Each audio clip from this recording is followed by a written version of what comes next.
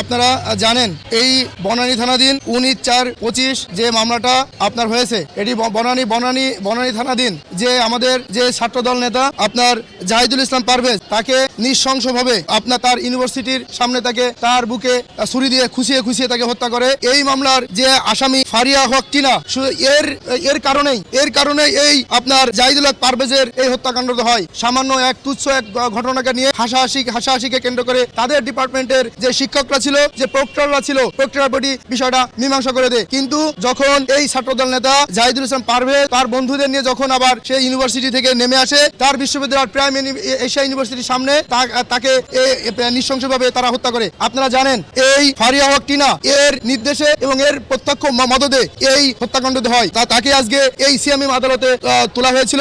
আমরা যারা রাষ্ট্রপক্ষের আইনজীবী ছিলাম, তার রিমান্ডের আপনার সাপেক্ষে তার রিমান্ডের সাপেক্ষে আমরা আমাদের বক্তব্য তুলে ধরি এবং আদালতকে সন্তুষ্ট করতে আমরা সক্ষম হই যে এর প্রত্যক্ষ নির্দেশে এবং এর প্রত্যক্ষ মদদে এই হত্যাকাণ্ড হয়। আদালত উভয় পক্ষের আইনজীবী, আসামি পক্ষের আইনজীবী এবং আমাদের যারা রাষ্ট্রপক্ষের আইনজীবী ছিলাম তাদের বক্তব্য, উভয় পক্ষের বক্তব্য শুনে আদালত তাকে 3 দিন রিমান্ড মঞ্জুর করে এবং তার জামিন নামঞ্জুর করে আপনার এই যে এবং যে আয়ও ছিল, যে তদন্তকারী কর্মকর্তা ছিল, তার কাছে তাকে সোপর্দ করে তাকে আপনার জিজ্ঞাসাবাদের জন্য তাকে 3 দিন রিমান্ড মঞ্জুর করে।